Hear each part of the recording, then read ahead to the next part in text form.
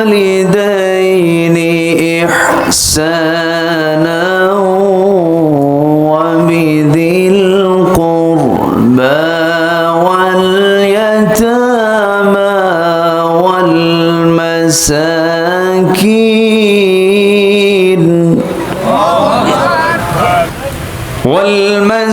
والمساكين والجار ذي القربى والجار الجنب والصاحب بالجنب وابن السبيل।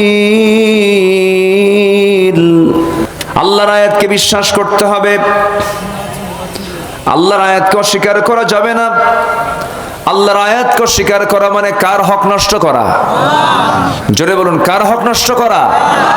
আল্লাহ রাব্বুল আলামিন বলেন, ইন্নাল্লাযীনা কাযযাবু বিআয়াতিনা ওয়াস্তাকবারু আনহা লা তুফাত্তাহু লাহুম আবওয়াবুস সামাই ওয়া লা ইয়াদখুলুনাল জান্নাহ ولا يدخلون الجنة حتى يلج الجمل في سم الخياط وكذلك نجزي المجرمين। জোরে বলুন আল্লাহু আকবার।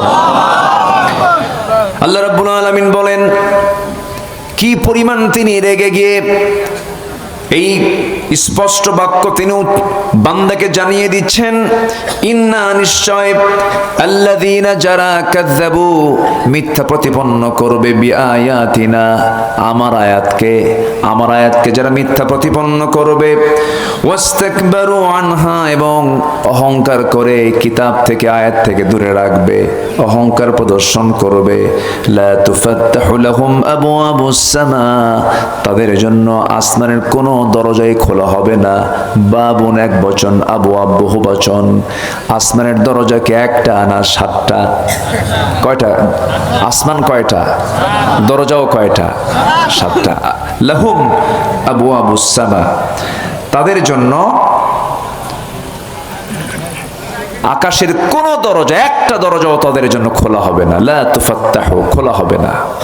তাহলে এখান থেকে একটা বিষয় স্পষ্ট হলো, যারা আল্লাহর আয়াতকে স্বীকার করবে তাদের জন্য আসমানের দরজা বন্ধ থাকবে না খোলা থাকবে? তাহলে আল্লাহ আমাদের জন্য আসমানের দরজা কি করবেন? খোলা রাখবেন, যারা আয়াতকে বিশ্বাস করেছে। তাহলে আসমানের দরজা খোলা মানে কি?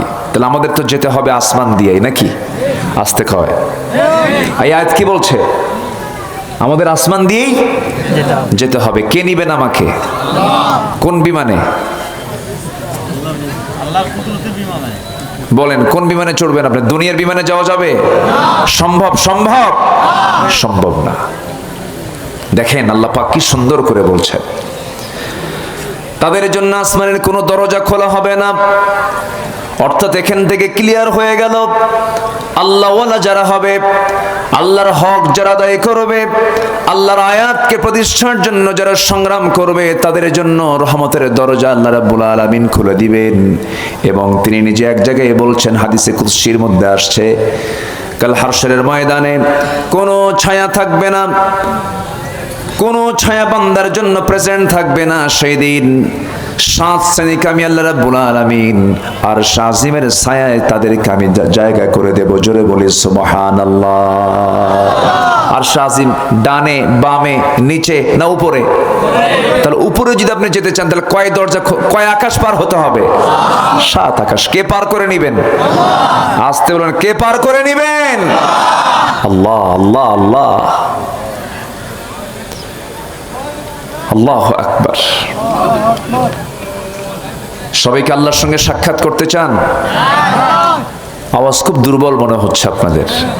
সবাইকে আল্লাহর সঙ্গে সাক্ষাৎ করতে চান? আল্লাহ কোথায় আছেন? কোথায় আছেন? 7 আকাশের উপরে। হ্যাঁ, আরশ আজিম। আল্লাহ রাব্বুল আলামিন বলেন, আমার সঙ্গে কোনো বান্দা যদি সাক্ষাৎ করতে চাও, ফামান কানা ইয়ারজু লিকা রাব্বিহি ফালইআমাল আমালান সালিহান ওয়ালা ইউশরিক বিইবাদাতি রাব্বিহি আহাদা। জোরে বলুন আল্লাহু আকবার। আমার সঙ্গে যদি সাক্ষাৎ করতে চাও, নাম্বার 1 হলো শিরিক থেকে নিজেকে দূরে রাখো। আল্লাহর সঙ্গে শরীক স্থাপন করতে যেও না। আল্লাহর আইনের বিরুদ্ধে আইন খাড়া করো না। আল্লাহর দলের বিপরীতে দুনিয়ার দলে অংশগ্রহণ করো না। দুনিয়ার কোনো দল করতে যেও না। মানুষের তৈরি কোনো বিধানকে মানতে যেও না। শিরিক মুক্ত হয়ে আসো এবং নেক আমল করে আসো।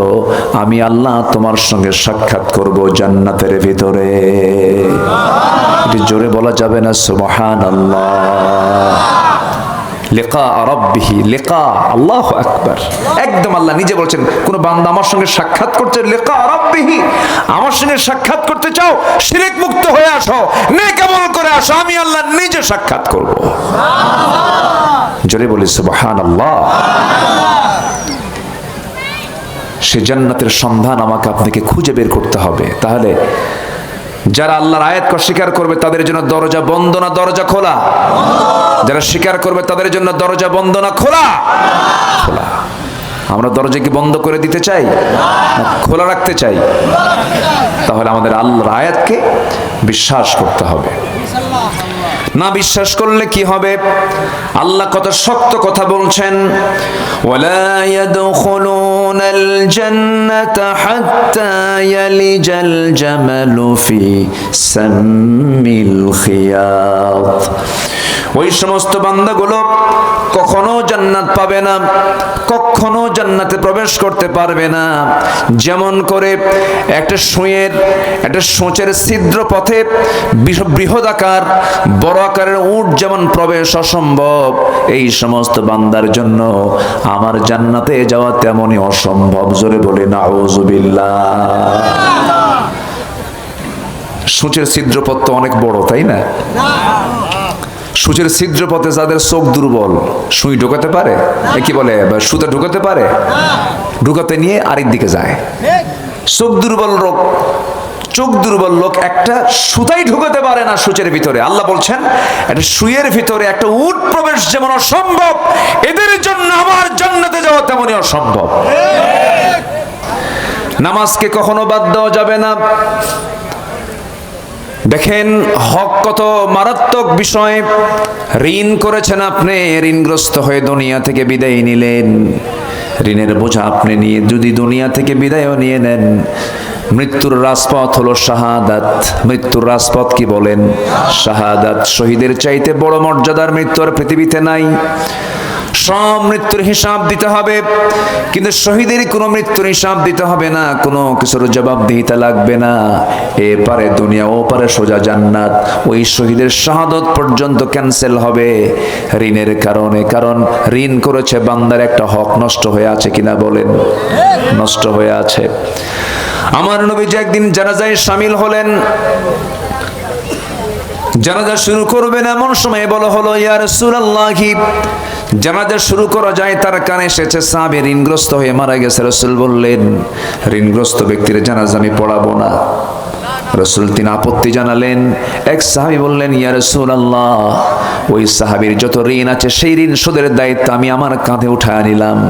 রাসূল বলছেন, তুমি যদি সেই দায়িত্ব তোমার কাঁধে উঠায় নাও, আমার জানাজা পড়াতে কোনো আপত্তি নাই, কিন্তু ঋণের বোঝা যে নিয়ে দুনিয়া থেকে বিদায় নেবে, আমি তার জানাজায় হাজির হব না। কত মারাত্মক কথা। আজকের সমাজে ঋণ দাতা বিপদে না ঋণ গ্রহীতা বিপদে? বলেন, ঋণ দাতা বিপদে না ঋণ গ্রহীতা বিপদে? বলেন। আমি কথা বলে মনে আপনাদের বিপদে ফেলাই দিচ্ছি মনে হয়। কি ঋণ দাতা বিপদ না ঋণ গ্রহীতা বিপদ? ঋণ দাতা বিপদে। দিছেন আপনার ঋণ, সম্পর্ক শেষ, সম্পর্ক থাকবে না। কি সমাজ আজকে! কোন সামাজিক পরিবেশে আজকে আমরা অবস্থান করছি? যে ঋণদাতা সে তো নাক ডেকে ঘুমাবে, যে ঋণ গ্রহীতা তার ঋণের বোঝায় সে কাতর হয়ে ঘুমাতে পারবে না। আমি কখন টাকাটা দিয়ে দেবো, আমি তখন কখন ঋণটা শোধ করব, অস্থির হয়ে যাবে, ছটফট করবে। আল্লাহ ঋণ মুক্ত হয়ে যেন তোমার সামনে হাজির হতে পারি। কিন্তু আজকে সমাজ ব্যবস্থা কোথায় চলে গেছে? যে ঋণ দেয় সে ঋণ গ্রহীতার বাড়িতে ঘোরাফেরা করে, যায়, ভাই তুমি কিছু টাকা নিছিলে আমারে দিবা না? কে ভাই দেব না, যাও। প্রথম দিন ঘুরায় দিছে, দ্বিতীয় দিন ঘুরায় দিছে, তৃতীয় দিন যখন চাইতে গেছে তখন সামনে কিছু লোক ছিল, খুব লজ্জা পাইছে, মাইন্ডে হিট করছে, কে ভাই আপনি আমাকে সত্যি টাকাটা দিবেন না? চোখ এইরকম বড় করে বলে, তুমি আমার টাকা দিছো করস, ঋণ দিছো ভালো কথা, আমার কি মান সম্মান নাই? দেখেন ওর মান সম্মান দেখেন, নিচে টাকা করস, ও ঋণ গ্রহীতা, আমার কি মান সম্মান নাই? লোকের সামনে টাকা চাও, যাও, আমি তোমার টাকাই দেবো না, যাও। উল্টা ঝাড়ি, তো ঝাড়িটা খাইলো কে? ঋণদাতা না ঋণ গ্রহীতা?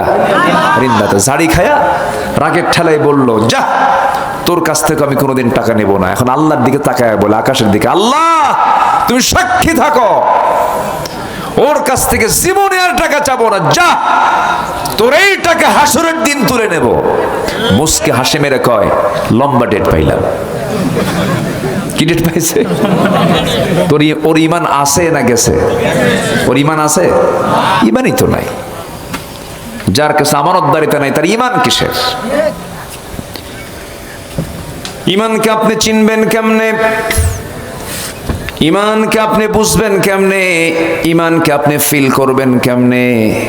যে ব্যক্তি পাপ করে, পাপ করার সঙ্গে সঙ্গে অনুতপ্ত হৃদয় হয়ে যায়, চোখে পানি চলে আসে, আল্লাহ আমি ভুল করেছি, মাফ করে দাও, তখন বোঝা যাবে তার মধ্যে ইমান আছে। আমার দেশে এমন সময় চলে গেছে, ধর্ষণ করে সেঞ্চুরি পালন করেছে, মিষ্টি বিতরণ করেছে, কত বড় উদ্ধত্তপূর্ণ আচরণ, কোনো বিচার হয়েছে নাকি? বিচারহীনতার বাংলাদেশ আমরা দেখতে চাই না, আমরা বিচার দেখতে চাই, ঠিক কিনা?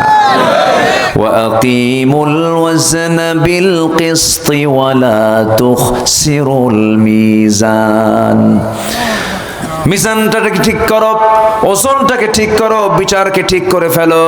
আমার বন্ধুগণ, এই 16 বছর আমরা যা দেখেছি, ফতুয়া দেওয়ার জন্য আলেমদেরকে ফতুয়া দিতে দেয় নাই, ফতুয়া দিয়েছে আল্লামা হাসানুল হক ইনু, বুঝেন নাই? ফতুয়া দিয়েছে। শাহ আহমদ শফি রাহিমাহুল্লাহকে বলতো তেতুল হুজুর, দেখছেন ফতুয়া দেখেন, তেতুল হুজুর বলেছে, আল্লামা সাইদিকে গালি দিয়েছে। তারপরে 16 বছর শুধু ইসলামকে ধ্বংস করার জন্য তার মুখে একটাই জিকির ছিল, সেটা হলো জঙ্গিবাদ। জঙ্গি নাটক করেছে। 7 মাস 6 মাস পর পর এক একটা করে অভিযান নাটক তৈরি করেছে, অমুক অভিযানে বের হয়েছে, সেখানে জঙ্গির আস্তানা খুঁজে পাওয়া গেছে, এতগুলো অস্ত্র সহ এতগুলো মানুষ সেখান থেকে আমরা উদ্ধার করেছি। ওদের এই পরিকল্পনা ছিল। দেখেন তো, আজ 8-9 মাস হয়ে গেল, একটা কি জঙ্গির কোনো আস্তানা খুঁজে পাওয়া গেছে? কোথাও কি খুঁজে পাওয়া গেছে? না। কেন পাওয়া যাচ্ছে না? এই জঙ্গি নাটক যিনি তৈরি করেছেন, সেই জঙ্গি নাটকের যিনি মূল নাট্যকার, তিনি এখন মামুবাড়ি দিল্লি গিয়ে বসে আছে। এই জন্য আর নাটকটা নাই। অনেক কিছু করেছে, আমরা এগুলোর পুনরাবৃত্তি আর দেখতে চাই না। জোরে বলি ইনশাআল্লাহ। আগামীর বাংলাদেশ আমরা গর্ব হলো ইসলাম দিয়ে, আমরা মুসলমান, ইসলাম দিয়ে গর্ব। জোরে বলি ইনশাআল্লাহ। কোন হীনমন্যতায় ভোগেন নাকি আপনারা? ইসলাম ছিল, আছে, থাকবে। পৃথিবীর আর কেউ কিছু থাকবে না, পৃথিবীর কিছুই থাকবে না। ইসলাম ছিল, আছে, থাকবে। আল্লাহর হক আদায় করার জন্য বান্দার করণীয় 10টা কাজ। আমি একটাও কিন্তু বলিনি, তবে একটা বলে ফেলেছি, একটা হাদিসের উদ্ধৃতি দিয়ে, শুধু একটু আয়াত দিয়ে মিলায়ে দেব। সেটা হলো, সকল প্রকার শিরক থেকে নিজেকে পরহেজ রাখতে হবে। শিরকের কিন্তু অনেক ক্লাস আছে, শিরকুল আকবর আর শিরকুল আসগর, ছোট শিরক, বড় শিরক। শিরক এমন একটা গুনাহ, যে গুনাহটা এত সূক্ষ্ম, পিঁপড়া হাঁটলে যেমন আওয়াজ কানে যায় না, শিরকের গুনাহ বান্দা কখন করে সে নিজেও টের পায় না। চলবো কেমন করে বলেন তো? এর মধ্যে কি শিরক আছে? আসতে কয় চলবো কেমন করে ভাই, দিন পথ যাচ্ছে না, কেমন করে আগামীকালটা চালাবো সে উপায়ও তো নাই। বলেন তো এর মধ্যে কি কিছু আছে? আসলে কিছু ভেজাল আছে, ভেজাল আছে, আছে। কি আছে বলেন? শিরক আছে। আমাকে চালাবেন কে? ওয়াইদা মারিদতু ফাহুয়া ইয়াশফিন, আমি যখন অসুস্থ হই আমাকে সুস্থ করেন তিনি কে? যত ওষুধ, যত অসুখ পৃথিবীতে আছে প্রত্যেকটা অসুখের ঔষধ আছে না নাই? আচ্ছা, আপনি হতাশ হবেন কেন? ভাই ক্যান্সার শেষ, আছে না? এরকম আছে না? ক্যান্সার নিয়েও বেঁচে থাকে 30 বছর, আছে না? ক্যান্সার নিয়েও 30 বছর বেঁচে থাকে। কিসের ক্যান্সার? দেহে ক্যান্সার বহন করছে, বেঁচে আছে 30 বছর, আর দেহে কোনো রোগও নাই, বালাই নাই, শেষ রাতে শীত হয়ে কাঠ হয়ে মরে শেষ, আছে না নাই? আচ্ছা, ডাক্তার বলল ক্যান্সার, জবাব দিল নেই কোনো অ্যান্সার। এর মধ্যে কি শিরক আছে না নেই বলেন তো? অ্যান্সার আছে কার কাছে? আসতে বলুন না, কার কাছে অ্যান্সার আছে? আল্লাহর কাছে। কোন শিরক জনিত কোনো গুনাহ করা যাবে না, শিরক মিশ্রিত কোনো গুনাহ করা যাবে না। আল্লাহ রাব্বুল আলামিন দুটো আয়াতে ক্লিয়ার করে বলে দিয়েছেন। একটা আয়াত হলো সূরা নিসার 116 নম্বর আয়াত। আল্লাহ রাব্বুল আলামিন বলেন, ইন্নাল্লাহা লা ইয়াগফিরু আন ইউশরাকা বিহি ওয়া ইয়াগফিরু মা দুনা যালিকা লিমান ইয়াশা ওয়া মান ইউশরিক বিল্লাহি ফাকাদ যাল্লা যালালাম বাঈদা। জোরে বলুন আল্লাহু আকবার। আল্লাহ রাব্বুল আলামিন বান্দার সব গুনাহ মাফ করে দিবেন। তোমার গুনাহ আনানাস সামা, আকাশ ছেয়ে গেছে, বিকরাবিল আরদিল খাতায়া, গোটা জমিন ছেয়ে গেছে, কোনো প্রবলেম নাই, সব গুনাহ আমি নজরে দেব না। আল্লাহ তুশরিক বি শাইআন, শিরক মুক্ত হয়ে তুমি আমার কাছে সামনে হাজির হও, সমস্ত গুনাহগুলো মাফ করে আমি আল্লাহ তোমাকে নিজে জান্নাতের চাবি দিয়ে দেব। যরকান সুবহানাল্লাহ। ফাদখুলি ফি ইবাদি ওয়াদখুলি জান্নাতি। আল্লাহ রাব্বুল আলামিন আরেক জায়গায় বলছেন, ওয়া মান ইউশরিক বিল্লাহি ফাকাদ হারামাল্লাহু আলাইহিল জান্নাহ। যে ব্যক্তি শিরক করবে তার জন্য জান্নাতটা বাজেয়াপ্ত হয়ে যাবে, জান্নাত তার জন্য হারাম হয়ে যাবে। এই জন্য ঈমানের বিপরীত হলো কুফর, ঈমানের বিপরীত হলো শিরক, ঈমানের বিপরীত হলো বিদআত। শিরক, কুফর, বিদআত থেকে আমাকে আপনাকে পরহেজ থাকতে হবে। এটা হলো ঈমানকে রক্ষা করার জন্য সবচেয়ে বড় কন্ডিশন। শিরক করা যাবে না, শিরক থেকে বাঁচার চেষ্টা করতে হবে, আল্লাহর হক আদায়ের জন্য এই সমস্ত কাজগুলো আমাকে আপনাকে করতে হবে। নাম্বার 2 হলো, ও বান্দা আমি আল্লাহ, আমার হক হলো ভালো করে ঈমান আনবি। তুই ঈমান আনা কার হক? আসতে বলুন না, কার হক?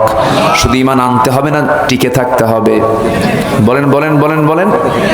ঈমান আনলি হয়ে গেল না, টিকে থাকতে হবে? টিকে থাকতে হবে। আমি কি দোয়া করে দেব?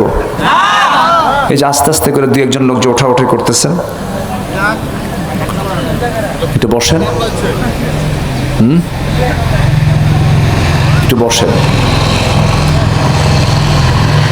ঈমান এনেছি আমরা, টিকে থাকবো না ইনশাআল্লাহ? আরো জোরে বলি ইনশাআল্লাহ। ঈমান নিয়ে আমরা টিকে থাকবো। ঈমান নিয়ে কখনো হতাশ থাকা যাবে না। ঈমানদার কখনো হতাশ হয় না। হতাশা আসে হলো শয়তান থেকে। কার কাছ থেকে আসে? শয়তান থেকে। হতাশ মানে আপনি অসুস্থ, মানসিক রোগী। হতাশ মানে কি? মানসিক রোগী। ঈমানদার কখনো হতাশ হবে না। ঈমানদারের দৃঢ়চেতা মন থাকবে। ঈমানদার কখনো ভেঙ্গে পড়বে না, টলে পড়বে না, টলমল হবে না। ঈমানদার এক পায়ে দৃঢ়তা নিয়ে, ঈমান নিয়ে সে টিকে থাকবে, ইস্পাত কঠিন সিদ্ধান্ত নিয়ে।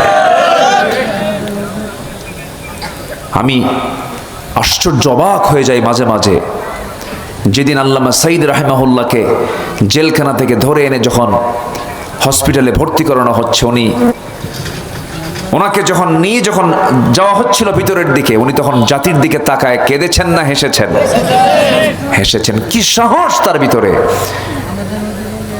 সাহসের তিনি পিরামিড ছিলেন, অদম্য ছিলেন, মনোবল ছিল বিশাল, বিশাল মনোবল ছিল তার। ঈমানদার কখনো বিচলিত হয়ে পড়ে না। ইমানদার কখনো কাতর হয় না। ইমানদার ইমানদার হবে, দৃঢ়চেতা মনের অধিকারী হবে, হৃদয়ের অধিকারী হবে, ভেঙ্গে পড়বে না। ওয়ালা তাহিনু ওয়ালা তাহজানু ওয়া আনতুমুল আ'লাউনা ইন কুনতুম মুমিনিন। আল্লাহু আকবার বলেন। কার কথা? আসতে বলবেন না, কার কথা? আল্লাহর কথা। সূরা হামিম সিজদার ভিতরে আল্লাহ রাব্বুল আলামিন বলেন, ইন্নাল্লাযীনা ক্বালু রাব্বুনাল্লাহু সুম্মা ইসতাকামু তাতানাজ্জালু আলাইহিমুল মালায়েকা আল্লা তাখাফু ওয়া লা তাহজানু ওয়া আবশিরু বিল জান্নাতিল্লাতী কুনতুম তুআদুন। জোরে বলুন আল্লাহু আকবার। ঈমান যারা আনে, যারা বলে আমার রব আল্লাহ, সুম্মা ইসতাকামের পরে টিকে থাকে, তাদের জন্য আল্লাহ রাব্বুল আলামিন জান্নাতের ওয়াদা করেছেন। সম্মানিত ভাইরা, ঈমান আনবো, ঈমান কিনা আমরা টিকে থাকবো। জোরে বলি ইনশাআল্লাহ। সাহাবে কেরাম টিকে ছিলেন, তারা হতাশ হননি, ভেঙ্গে পড়েননি, জীবন হাসতে হাসতে বিলিয়ে দিয়েছেন। কাফিরদের হাতে তারা কখনো মাথা নত করেননি। ছোট্ট ছোট্ট কিছু কথা ইতিহাস মনে পড়ছে, বলি একটু বলি। আমার বন্ধুগণ, দুজন সাহাবীর কথা এই মুহূর্তে আমার মনে পড়ে গেল। একজন সাহাবী মদিনায় আসতে নিয়ে বিশাল একটা হৃদয় বিদারক ঘটনা রয়ে গেছে। আর একজন সাহাবীকে মক্কার কুরাইশরা মদিনার একটু অদূরে সেখান থেকে তাকে অপহরণ করে নিয়ে চলে গেছে মক্কায়। তিনি মদিনায় হিজরত করেছিলেন। সেই সাহাবীকে ধরে নিয়ে মক্কার জেলখানায় আটকিয়ে রেখে বলা হলো, খুবাইব, আমরা তোমাকে ধরে এনেছি শাস্তি দেবার জন্য নয়, কিন্তু শর্ত হলো আমাদের বাপদাদার ধর্মকে ছেড়ে দিও না, এই ধর্মে তুমি ফিরে আসো, এই ধর্মকে তুমি লালন করো, পালন করো। খুবাইব বলছেন, তোমরা আমাকে যে প্রস্তাব দিচ্ছ, পৃথিবীর সকল প্রস্তাব মানতে রাজি আছে, কিন্তু এই প্রস্তাব মানতে রাজি নেই, কারণ ঈমান এনেছি, ঈমানের উপরে টিকে থেকেই শহীদ হয়ে যাব, কিন্তু মাথা নত করব না কারো কাছে। জোরে বলুন সুবহানাল্লাহ, আরো জোরে বলুন সুবহানাল্লাহ। খুবাইব রাদিয়াল্লাহু তাআলা আনহু জেলখানায় তিনি ঢুকে পড়লেন। মারতে মারতে রক্তাক্ত করে ফেলা হলো। শেষ পর্যন্ত খাবারও বন্ধ করে দেওয়া হলো। খাবার বন্ধ করে দিলে তো মানুষ মরে যাওয়ার কথা, কিন্তু এখানে হিতে বিপরীত হয়ে গেল। ঘটনা ঘটলো আরেক রকম। আল্লাহর যারা পছন্দের বান্দা, যারা স্পেশাল বান্দা, স্পেশালি দেখেন তিনি আমার কে। ইব্রাহিম আলাইহিস সালাতু ওয়াস সালামকে আগুনে নিক্ষেপ করা হয়েছিল। আগুনের কাজ হলো জ্বালিয়ে দেওয়া, ভস্ম করে দেওয়া, কিন্তু ইব্রাহিমের ঈমানের কাছে আগুনটা হেরে গেছে। সে আগুনটা তার জন্য জান্নাতের টুকরা হয়ে গেছে। জোরে বলুন সুবহানাল্লাহ। খুবাইব রাদিয়াল্লাহু তাআলা আনহু খাবার বন্ধ করে দিয়েছে। খাবার বন্ধ করে দিলে কি হবে? রাতের আধারে যখন শেষ রাত্রে সবাই ঘুমিয়ে পড়ে, সেই সময় তিনি আল্লাহর কালাম তেলাওয়াত করেন। আল্লাহ রাব্বুল আলামিন জান্নাত থেকে ফেরেশতা দিয়া জান্নাতের আঙ্গুর তার সামনে ঝুলায় ঝুলায় রেখে দিয়েছেন। জান্নাতের আঙ্গুরগুলো খেয়েছেন। 2-3 মাস চলে গেল, খাবার বন্ধ, সবকিছু বন্ধ। সে বেঁচে আছে কেমন করে, চেহারা সুন্দর হয়ে গেল। চিন্তা করলো, কুরাইশরা যদি এই সংবাদ যদি মক্কার অলি গলি সবার কানে কানে চলে যায়, সব তো কালিমা পড়ে মুসলমান হয়ে যাবে। শেষ পর্যন্ত সিদ্ধান্ত নিল তাকে দুনিয়া থেকে বিদায় করে দেবার জন্য। বলা হলো, খুবাইব এখনো সময় আছে, তুমি কি করবে বলো। খুবাইব বলছেন, তোমরা আমার ব্যাপারে যে সিদ্ধান্ত নিচ্ছ, তোমরা কি জানো আমার আল্লাহ আমার নাকের মধ্যে জান্নাতের সুঘ্রাণ ঢুকায়া দিয়েছেন। জোরে বলি সুবহানাল্লাহ। আল্লাহর যারা পছন্দের বান্দা, তার আগে থেকেই কিছু সিমটম পেয়ে যায়। এই সিমটম গুলো দেখায় দেন তিনি আমার কে। আসতে বলবেন না, তিনি আমার কে। ঈমানদার বান্দারা সবসময় শুক্রবারে মৃত্যু চায়। মৃত্যুকে তারা ভয় পায় না কখনো। মৃত্যুকে তারা বড় বরকতের বিষয় মনে করে, কারণ মৃত্যু না হওয়া পর্যন্ত সবচেয়ে প্রিয়জন আল্লাহর সঙ্গে সাক্ষাৎ হবে না। আল্লাহর সঙ্গে সাক্ষাতের জন্য সবচেয়ে বড় মাধ্যম হলো কি বলেন? মৃত্যু। মৃত্যু না হওয়া পর্যন্ত আল্লাহর সঙ্গে তো সাক্ষাৎ হবে না। এই জন্য ঈমানদারের সবচেয়ে আকাঙ্ক্ষার মৃত্যু, আকাঙ্ক্ষার চাওয়া হলো সম্মানজনক মৃত্যু, সম্মানজনক মৃত্যু। আমার বন্ধুগণ, আমার ভাইয়েরা, খুবাইব যখন এমন চূড়ান্ত সিদ্ধান্ত যখন জানায় জানায় দিলেন। জানায় দেওয়ার সঙ্গে সঙ্গে তারা চূড়ান্ত রায়ও দিয়ে ফেললো, তাকে শুলে চড়াইয়া তাকে দুনিয়া থেকে বিদায় করে দেবে। সবাই সিদ্ধান্ত নিয়ে যখন তাকে মেরে ফেলবে, শেষবারের মতো করে একজন এসে বলতেছে, ও আমার আত্মীয় খোবায়েব, তোমার শেষ কিছু ইচ্ছা আমরা পূরণ করতে চাই, তোমার কোনো ওসিয়ত আছে নাকি?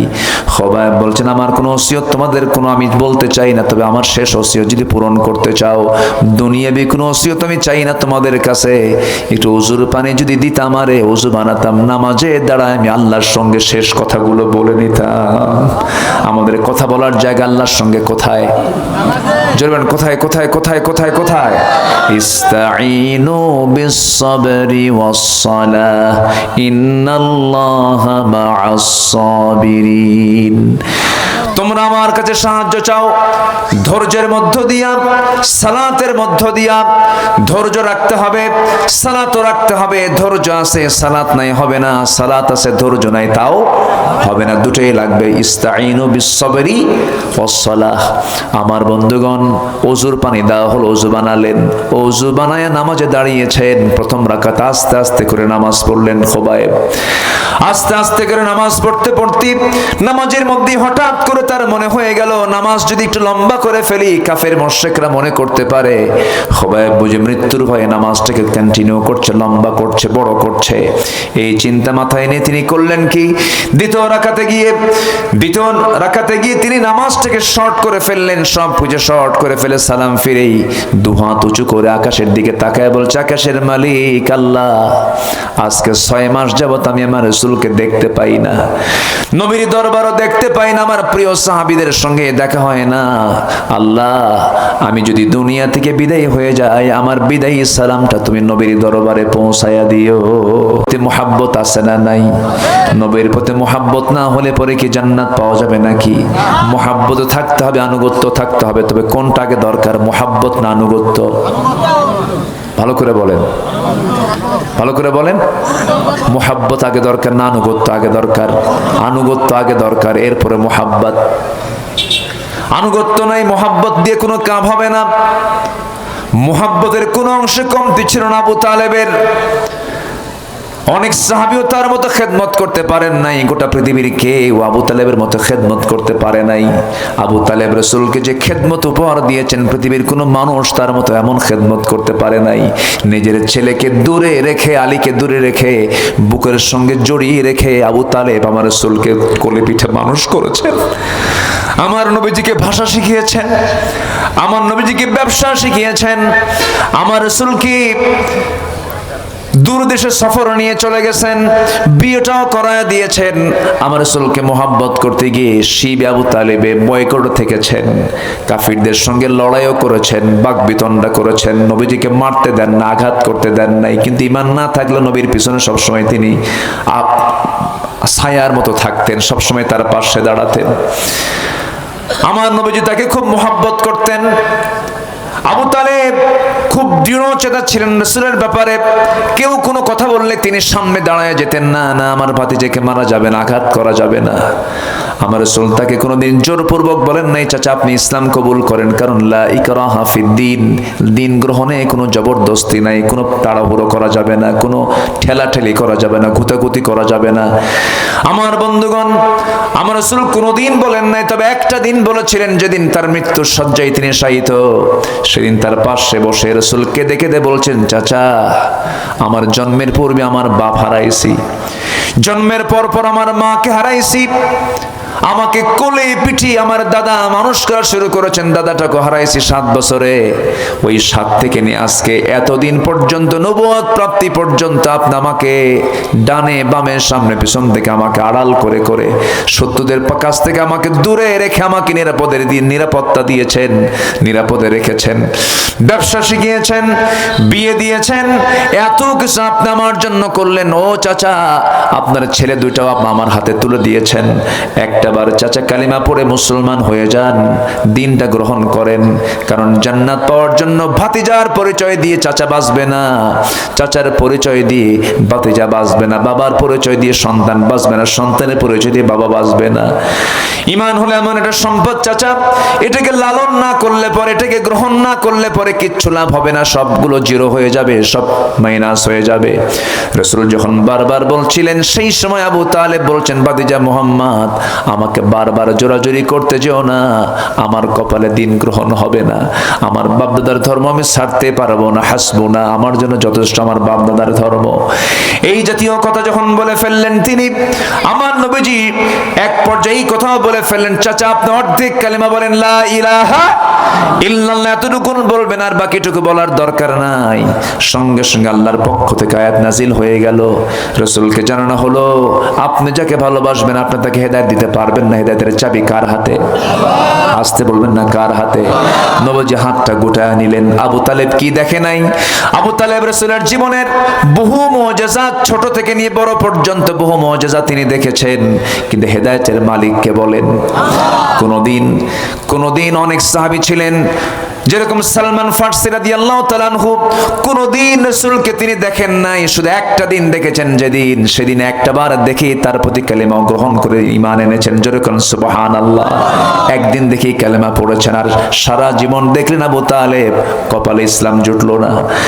আবু তালেব আমার নবীজির এত কাছের মানুষ ছিলেন, একদিন বলে ফেলছেন, ভাতিজা মুহাম্মদ, তোমার জন্ম যেদিন হলো, তুমি যেদিন জন্ম নিলা, সবাই খুশি, আমিও আনন্দিত, আবুল আহাব আনন্দিত, আমির হামজা আনন্দিত, সব আমরা আনন্দিত। কিন্তু 3 দিন পর রাতের বেলা চাঁদনি আকাশের নিচে আমি তোমাকে শোয়া রাখা দেখলাম। তোমাদের বাড়ি আমি দেখতে গেছি তোমাকে দেখার জন্য, দরজা খুলে দিল, ভিতরে ঢুকে গেলাম। ভিতরে ঢুকে যাওয়ার পরে দেখি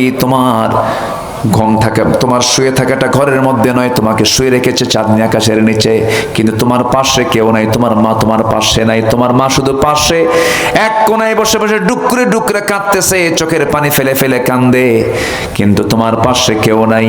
সেই সময় আমি একটা জিনিস দেখেছি, মুহাম্মদ কতটুকু সত্য তুমি বলো তো। চাচা আপনি কি দেখছেন? সেই সময় দেখতে পেলাম তুমি একা একা দুটো হাত নড়াচড়া করছো, দুটো পা নড়াচড়া করছো, আর তাকায় আছো আকাশের চাঁদের দিকে। তোমার ডান হাতটা যখন বাম দিকে যায়, আকাশের চাঁদ বাম দিকে যায়, তোমার হাতটা যখন ডান দিকে আসে, আকাশের চাঁদটা বাম থেকে ডান দিকে আসে। যখন তোমার দুইটা হাত মিলে যখন নিচের দিকে টান মেরে ধরো, চাঁদটা আপনা আপনি তোমার কাছাকাছি চলে আসে। তোমার সঙ্গে চাঁদ নড়াচড়া করছিল, আমি কি ভুল দেখছি না ঠিক দেখেছি?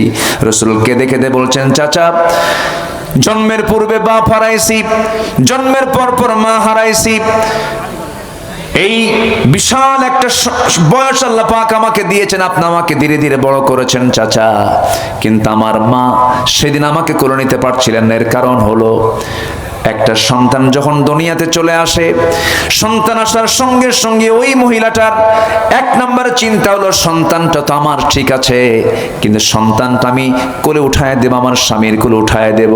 কিন্তু আমার মা আমাকে যখন কোলে নেন, যেই সন্তানকে তার স্বামীর কোলে উঠায় দিবেন, সেই স্বামী তো দুনিয়া থেকে বিদায় নিয়েছেন জন্মের পূর্বেই। স্বামীর কথা বারবার মনে পড়লে পরে তিনি সন্তান কোলে নিতে পারছিলেন না। আমাকে কোলে নেওয়া মানে তার চোখে পানি চলে আসা, আমাকে করে নেওয়া মানে স্বামীর কথা বারবার মনে হওয়া, এই জন্য তিনি আমাকে সময় দিতে পারছিলেন না। এই জন্য একাকী আমি কেমন করে থাকি, চাঁদনি আকাশের নিচে আল্লাহ আমার মা আমাকে শোয়া রেখেছেন, আর আল্লাহ রাব্বুল আলামিন সেই একাকিত্বকে দূর করার জন্য আকাশের চাঁদ আমার জন্য, মহান রাব্বুল আলামিন আমার জন্য খেলনা বানায় দিয়েছিলেন। জোরে কোন সুবহানাল্লাহ। আমার বন্ধুগণ, হেদায়েত চাইবো কার কাছে? আসতে বলবেন, হেদায়েত চাইবো কার কাছে? আল্লাহর কাছে হেদায়েত চাইবো।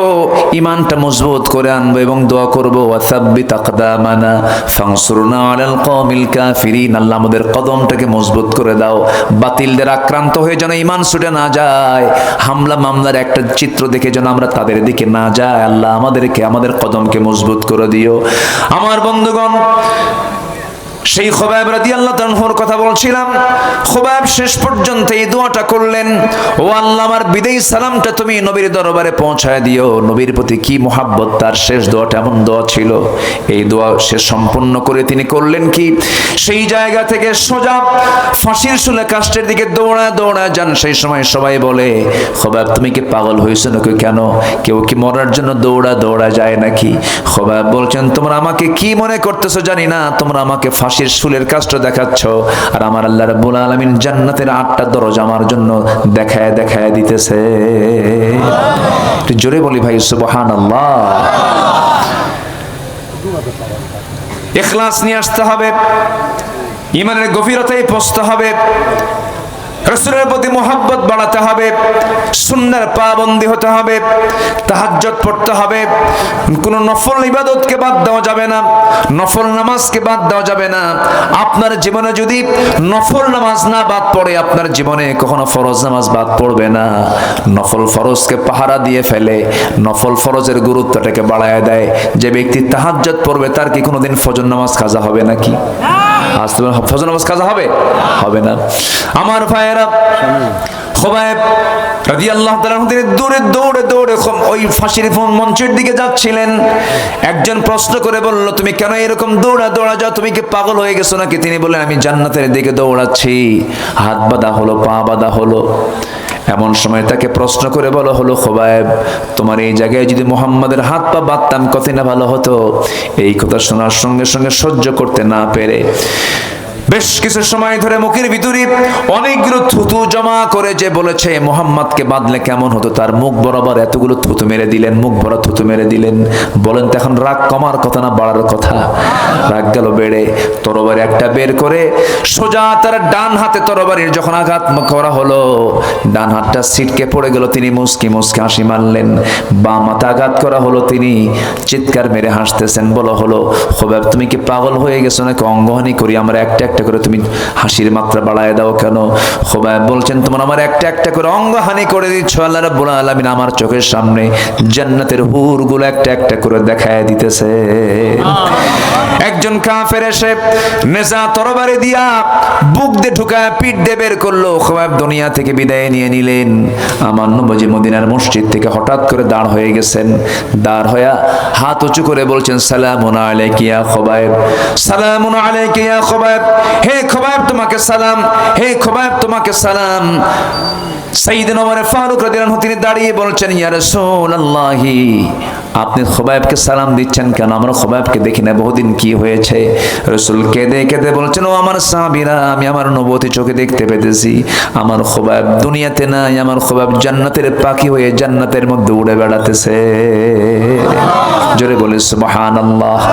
ঈমান এনেছি, আমরা ঈমান নিয়ে টিকে থাকবো। জোরে বলি ইনশাআল্লাহ, আরো জোরে বলি ইনশাআল্লাহ। আরেকজন সাহাবী দিন গ্রহণ করেছেন, চাচার কানে সংবাদ চলে গেছে, চাচা হলো কাফের। চাচা বলতেছে, ভাতিজা শুনলাম কি যেন হলো। সঙ্গে সঙ্গে সেই সাহাবী বলছেন, চাচা কি শুনছেন বলেন? তুমি নাকি ইসলাম কবুল করেছো? আমি ইসলাম কবুল করেছি। আপনি কি শুনছেন? আপনি দেখেন, আশহাদু আল্লা ইলাহা ইল্লাল্লাহ। চাচা খেপে গিয়ে রেগে গিয়ে থাপ্পড় মেরে জমিনে ফেলে দিয়ে বলছে, এত বড় বেয়াদব তুই আমার বাপদাদার ধর্মের বিরুদ্ধে তুই অবস্থান গ্রহণ করলে আমি তোকে মাহরুম করব। কি মাহরুম করবেন চাচা? সম্পদ থেকে। আপনার জোর করা লাগবে না, আপনি সাক্ষী থাকেন, এই মুহূর্তে আমার সমস্ত সম্পত্তি আমি আপনার এমনি দিয়ে দিলাম। আমি ঈমান চাই, আমি কি চাই? আর এই জাতি 10 টাকার বিড়ি পাইলে পর ঈমান বেঁচে শেষ। আমি কি ভুল বলতেছি? হ্যাঁ, ফজর পড়বেন আপনারা? ফজর পড়লে তো আর ওয়াজ করা যাচ্ছে না। চলো মাশাআল্লাহ, হুজুর মরুক জিকির করি, লা ইলাহা ইল্লাল্লাহ, লা ইলাহা ইল্লাল্লাহ। আরো জোরে, আল্লাহু আল্লাহ আল্লাহু আল্লাহ, লা ইলাহা ইল্লাল্লাহ, মুহাম্মাদুর রাসূলুল্লাহ। সাল্লাল্লাহু আলাইহি ওয়াসাল্লাম। আমি 11:59 বেজে গেছে, 12টা বাজবে এখন। কি করব বলেন? আগায় যাব? আরো 9টা পয়েন্ট, আর 8টা পয়েন্ট পড়ে আছে। আরো ঘন্টা 3 লাগতে পারে আমার আইডিয়া অনুযায়ী। কোনো সমস্যা নাই তো?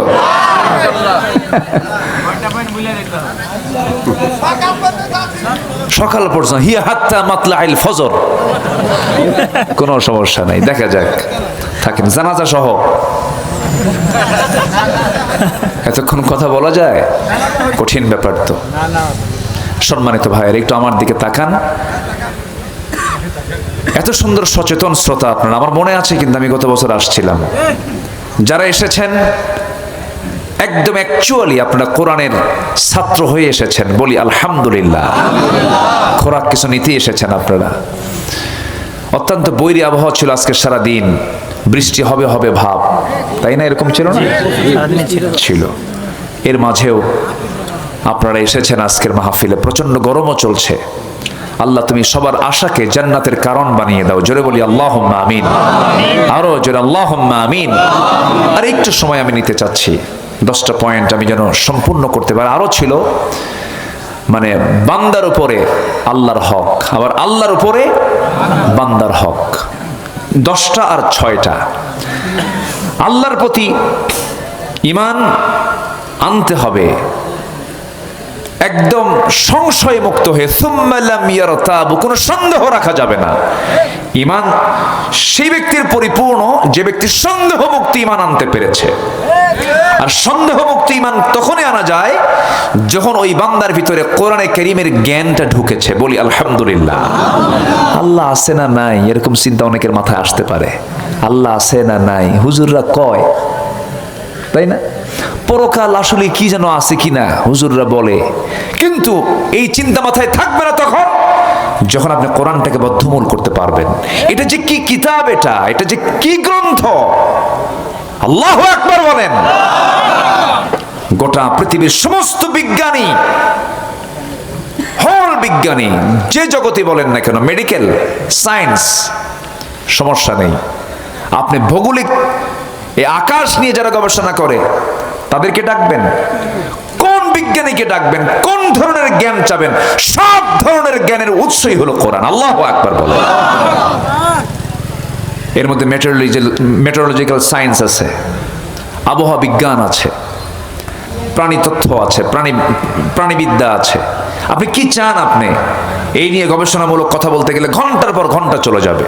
এই যে মাইকে কথা বলছে, লোহা নামে একটা সূরা আছে, ওয়ানজালনাল হাদিদ ফীহি বাসুন শাদীদু ওয়া মানাফিউ লিন-নাস। আল্লাহু আকবার বলেন। আমি লোহা নাজিল করেছি। লোহা কি করেছি? কত বড় একটা তথ্য দেখেন। দিনাজপুরের কয়লা নাজিল হইছে না নিচ থেকে উঠছে? এই নিচ থেকে নাজিল হইছে? কই নাজিল হলো? দিনাজপুরের কয়লা কোন জায়গা থেকে ওঠে? উপর থেকে না নিচ থেকে? গ্যাস কোন জায়গা থেকে ওঠে? নিচ থেকে। সোনা নিচ থেকে। লোহা? এই তো ফাইন উত্তর দিয়েছেন একজন।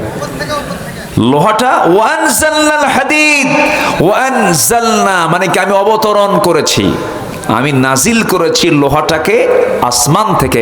ওয়ানজালনাল হাদিদ ফীহি বাসুন শাদীদ, যাতে রয়েছে প্রচন্ড শক্তি। লোহা ছাড়া উপায় আছে? যে গাড়িতে করে আসছে ওই গাড়ির মূল অংশ কি বলেন? লোহা। এই যে কথা বলছি মূল অংশ কি বলেন? লোহা। আমার বডিতে যে হাড়গুলো আছে, হাড়গুলো না থাকলে আমি আসতে পারতাম, চলতাম? আমি দাঁড়ায় আছি কিসের উপরে? হাড়ের উপরে। এই যে আমার বনগুলো আছে, এই বন আমাকে দাঁড় করিয়ে রেখেছে। ঠিক তেমনি কোন স্ট্রাকচার সাজাতে গেলেই কি লাগে?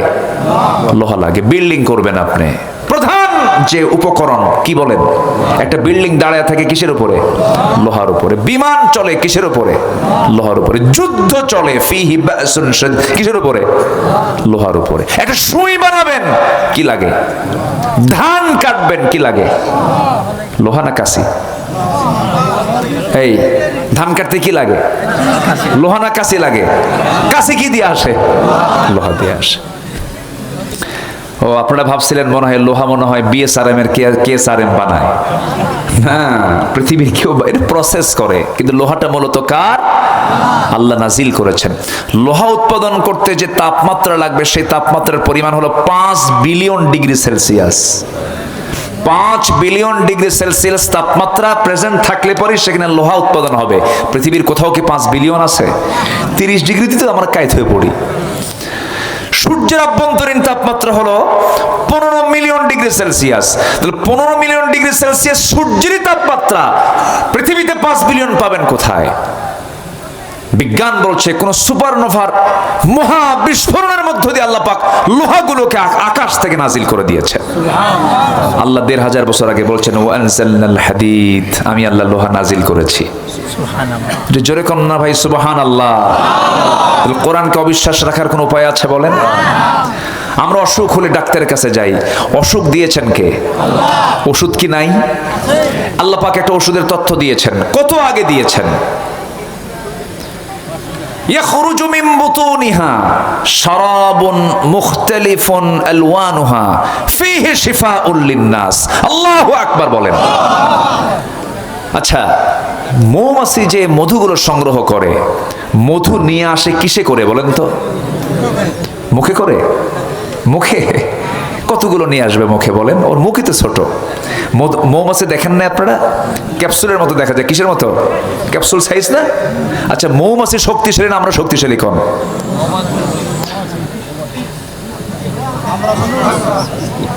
ভালো করে কোন? মৌমাছি শক্তিশালী না আমরা শক্তিশালী? মানুষ। এখানে 100টা মৌমাছি যদি ছেড়ে দেওয়া হয়, থাকবেন আপনারা? কই থাকবেন আপনারা? আচ্ছা, হাতি শক্তিশালী না মানুষ শক্তিশালী? হ্যাঁ, আচ্ছা, হাতি মানুষকে চালায় না মানুষ হাতিকে চালায়? হাতির উপরে মানুষ চড়ে না মানুষের উপরে হাতি চড়ে? হাতির উপরে মানুষ চড়ে। তাহলে কে চালায় হাতিকে? তাহলে শক্তিশালী কে? বুঝতে হবে। এই মৌমাছি মধুগুলো নিয়ে আসে, কেমন করে নিয়ে আসে দেখেন। কোরআন কত আগে বলছে, বিজ্ঞান গবেষণা করছে, প্রত্যেকটা মৌমাছির পেটের ভিতরে 2টা স্টমাক আল্লাহ রাব্বুল আলামিন বানিয়ে দিয়েছেন। মানুষের দেহের মধ্যে একটা স্টমাক, মানুষের পেটে কয়টা স্টমাক বলেন? একটা পাকস্থলী, একটাই পাকস্থলী আমার আপনার জন্য বরাদ্দ আছে। কিন্তু মহান রাব্বুল আলামিন প্রত্যেকটা মৌমাছির পেটের ভিতরে 2টা স্টমাক দিয়েছেন। একটা হলো তার জীবন বাঁচানোর জন্য, তার খাবার সংগ্রহ করার জন্য স্টমাক, আরেকটা হচ্ছে হানি স্টমাক, মধু সংগ্রহ করার জন্য আল্লাহ পাক পৃথক স্টমাক দিয়ে দিয়েছে। কার উপকারের জন্য? হ্যাঁ, জোরে বলি সুবহানাল্লাহ। আমার স্টমাক একটা, আর মৌমাছি কি স্টমাক আরেকটা এক্সট্রা করে দিয়েছেন মধু সংগ্রহ করার জন্য। কার উপকারের জন্য? মানুষের। 550 মৌমাছি 20 লক্ষ ফুলের উপরে পড়ে মাত্র 1 পাউন্ড মধু সে সংগ্রহ করতে পারে। 20 লক্ষ মৌমাছি 20 লক্ষ ফুলের উপরে 550 মৌমাছি সেই মধুগুলো সংগ্রহ করলে পরে মাত্র 1 পাউন্ড মধু তৈরি হয়। আর সেই মৌমাছির সংগ্রহ করা মধুগুলোর ভিতরে যদি কেউ ভেজাল দেয়, তার ফাঁসি কি একবার দরকার না বারবার দরকার? ওয়ানা আজসি বিহি আই উজসা বিহি, রোজা আমার জন্য, রোজা আমার হক, আমি এটার পুরস্কার আমি নিজে বান্দাকে দিয়ে দেব। রোজাটা এমন একটা বিষয়, নামাজ দেখা যায়, নামাজ দেখা যায়, যাকাত দেখা যায়, দান সদকা দেখা যায়, সব ইবাদত ডিসপ্লে করা যায়, দেখা যায়, কিন্তু রোজা কোনো বান্দার রোজা কেউ দেখতে পায় না। দেখেন একমাত্র কে? সাউথ কোরিয়া গিয়েছিলাম বহু আগে, তো সেখানকার এক মুসলিম ভাই আমাকে একটা বিষয় শেয়ার করলেন। বললেন দেখেন, এখানকার এক বুদ্ধিস্ট তাকে জিজ্ঞাসা করছে, ভাই তুমি খাচ্ছ না কেন দিনের বেলা? আমি তো রোজা আছি। রোজা মানে না খেয়ে থাকে। কেন? আল্লাহর হুকুম না খেয়ে থাকা। আল্লাহর হুকুম না খেয়ে থাকা ভালো কথা, না খেয়ে আছে ভালো আছে, কিন্তু তুমি একটু লুকায় একটু পানি খায় নিও, সমস্যা কি? কি আপনার কথা কি বুঝতেছেন? আল্লাহর জন্যই রাখো, একটু লুকায় খেলে তার সমস্যা নাই। তখন ওই মুসলমান ভাই জবাব দিচ্ছেন যে ভাই আমার আল্লাহ এমন আল্লাহ যে লুকায় খেলেও দেখে, সামনে খেলেও দেখে। আল্লাহ মানা করছেন, খাইলে উনি দেখতে পাবেন, এই জন্য খাচ্ছি না, খাবো সন্ধ্যার দিকে। জবাবে ওই বুদ্ধিস্ট বলতেছে সাউথ কোরিয়া, তাহলে তো তোমার দেশের মানুষ খুব ভালো। কেন? যে দেশের মানুষ না খেয়ে থাকে আল্লাহর ভয়ে, না খেয়ে থাকে আল্লাহকে ভয় করে, না খেয়ে আছে, সেই দেশের মানুষ তো দুর্নীতি করতে পারে, খুব আল্লাহওয়ালা হওয়ার কথা। কি আমার কথা কি বুঝতেছেন আপনারা? সে দেশে চোর থাকার কথা না, ডাকাত থাকার কথা না। তোমার দেশের মানুষ খুব ভালো মনে হয়, খুব ভালো না আমার দেশের মানুষ? কি কথা বুঝতেছেন আপনারা? হ্যাঁ, আমাদের রোজার কোনো বাস্তবতা নেই, সালাতের কোনো বাস্তবতা আমরা আমাদের জীবনে নিয়ে আসতে পারিনি। আল্লাহ আমাদেরকে কবুল করুন, জোরে বলি আমিন। নাম্বার 8 হলো তওবা করা আল্লাহর হক। ইয়া আইয়ুহাল্লাযীনা আমানু তুবু ইলাল্লাহি তাওবাতান নাসুহা। তওবা করো ও বান্দা, তোমার তওবা হলে পরে তাইবু মিনাজ যামবি কামা লা যামবা লাহ। যে ব্যক্তির তওবা কবুল হয়ে গেছে, বুঝতে হবে তার আগের জীবনের কোনো একটা গুনাহও তার নাই। এত বড় একটা অফার এটা তওবা আমরা আল্লাহর কাছে করব। নাম্বার 9 হলো সমস্ত কিছুর উপরে আল্লাহকে ভালোবাসা, সব ভালোবাসার উপরে আল্লাহর ভালোবাসাকে প্রাধান্য দেওয়া। যে ব্যক্তির কাছে আল্লাহর ভালোবাসা সবচেয়ে সবার আগে প্রাধান্য পাবে, সে ব্যক্তি ভালোবাসা, সে ব্যক্তি ঈমানের স্বাদটা পেয়ে যাবে। নাম্বার 10 হলো সর্বশেষ যেটা আল্লাহর হক, সেটা হলো আল্লাহ রাব্বুল আলামিন বলছেন, বান্দারে তুই আমার কাছে চাবি, এটা আমার হক, কারো কাছে চাবি না। ওয়াকালা রাব্বুকুম উদউনি أستجب لكم إن الذين يستكبرون عن عبادتي سيدخلون جهنم داخرين জোরে বলুন আল্লাহু আকবার। তুই আমাকে ডাক, অবশ্যই আমি তোর ডাকে সাড়া দেব। ইস্তেজিব বা ইস্তিফাল থেকে এসেছে, আমি তোর ডাকে অবশ্যই সাড়া দেব। তুই আমার দিকে 1 পা আগাবি, আমি তোর দিকে 10 পা আগাবো। হেঁটে হেঁটে আসবি, আমি তোর দিকে দৌড়া যাব। তুই চোখের পানি ফেলবি, তোর জন্য আমি জাহান্নামটাকে আমি হারাম করে জান্নাতটা ওয়াজিব বানায়া দেব। আমরা হক আদায় করার চেষ্টা করব, জোরে বলি ইনশাআল্লাহ। 5 ওয়াক্ত নামাজ পড়বেন কারা কারা? একটু হাত তুলে দেখান দেখি। 5 ওয়াক্ত নামাজ পড়বেন কারা কারা? জোরে বলি ইয়া আল্লাহ, আমাদেরকে 5 ওয়াক্ত সালাত আদায় করার তৌফিক তুমি আল্লাহ দিয়া দাও। জোরে বলি আমিন, আরো জোরে আমিন, আরো জোরে আমিন। হাত নামান। বান্দার প্রতি পরিপূর্ণ অধিকার রক্ষাই হলো বান্দার হক। বান্দার হক রক্ষায় কোরআনের আলোকে 6টা কাজ আছে। নাম্বার 1 হচ্ছে আল্লাহর পরই হচ্ছে পিতামাতার হক। কার হক বলেন তো? পিতামাতার হক। এই হকটা আমরা আদায় করার চেষ্টা করব। নাম্বার 2 অধিকার আদায় এবং আমানত রক্ষা করব আমরা। নাম্বার 3 গীবত, গোপনীয়তা চর্চা, অপবাদ থেকে আমরা দূরে থাকার চেষ্টা করব। নাম্বার 4 হলো অপরের সম্পদ অন্যায়ভাবে গ্রাস করা যাবে না। নাম্বার 5 হলো দান সাদকা এবং অভাবীদের সাহায্য করতে হবে। নাম্বার 6 হলো ন্যায় বিচার এবং সমতা প্রতিষ্ঠা। এগুলো হচ্ছে বান্দার হক। আমরা শর্টলি একটু পয়েন্ট আকারে বলে ফেললাম। আল্লাহ আমল করার তৌফিক সবাইকে দান করুন। কেউ যাবেন না, আমরা দোয়া করব একসাথে। তার আগ দিয়ে আজকের মাহফিলের সম্মানিত বরেণ্য সভাপতি মহোদয় আমাকে বলেছিলেন, আপনি আপনার মতো করে কোন একটা সময়ে একটু মাহফিল কমিটির পক্ষ থেকে একটু চাবেন। চাওয়াটা তো খুব লজ্জার ব্যাপার। দেওয়াটা লজ্জার না চাওয়াটা লজ্জার বলেন? আমি কিন্তু চাইলাম মাহফিলের স্বার্থে আপনি মেহেরবানি করে যে যা পারি আমরা দেওয়ার চেষ্টা করব। ব্যাগ যাবে কই?